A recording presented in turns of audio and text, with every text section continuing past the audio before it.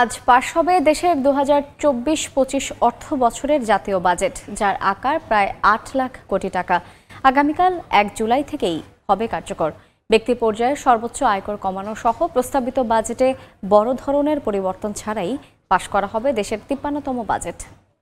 2024-2025 অর্থ বছরের বাজেটের উপর সাধারণ আলোচনা। সুখী সমৃদ্ধ উন্নত স্মার্ট বাংলাদেশ বিনির্মাণের অঙ্গীকার স্লোগান নিয়ে রোববার বিকেলে পাশ হতে যাচ্ছে 2024-25 অর্থ বছরের জাতীয় বাজেট। এবারের বাজেটের মোট আকার 7,97,000 কোটি টাকা। গত 6 জুন জাতীয় সংসদে প্রস্তাবিত বাজেটে খুব একটা পরিবর্তন আসছে না, এমনটাই আভাস দিয়েছেন বাজেট নীতি নির্ধারকরা।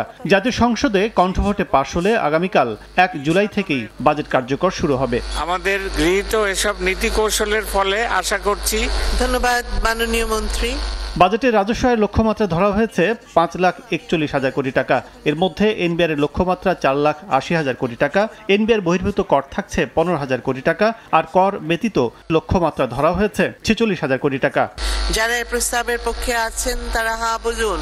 অন্যদিকে সামগ্রিক বাজেটে ঘাটতি 2,56,000 কোটি টাকার যোগান দেওয়া হবে অভ্যন্তরীণ ও বিদেশি ঋণ থেকে। এর মধ্যে বৈদেশিক উৎস থেকে নেওয়া হবে 90,700 কোটি টাকা এবং অভ্যন্তরীণ উৎস ব্যাংক ও সঞ্চয়পত্র থেকে 1,60,900 কোটি টাকা সংগ্রহের লক্ষ্য নির্ধারণ করেছে সরকার।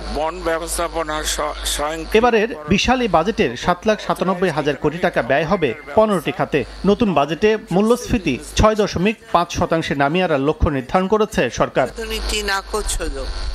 এদিকে শনিবার জাতীয় সংসদে অর্থমন্ত্রী আবুল হাসান মাহমুদ আলী তার বক্তব্যে এবারের বাজেটে কিছু নীতি সংশোধনের প্রস্তাব তুলে ধরেন। পরে সংসদ সদস্যদের কণ্ঠভোটে পাশ হয় অর্থ বিল। বাজেটে বিশেষ অর্থনৈতিক অঞ্চলের বিনিয়োগে কর অব্যাহতির সুবিধা বহাল থাকছে। একই সঙ্গে ব্যক্তি শ্রেণীর সর্বোচ্চ আয়কর 30% বদলে 25% নামিয়ে আনা হয়েছে।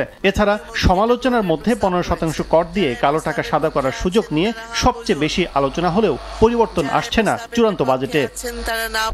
কাজল আব্দুল্লাহ, সময় সংবাদ, ঢাকা। 4 দশক ধরে আপনার ফাইন্যান্সিয়াল পার্টনার আইডিএলসি।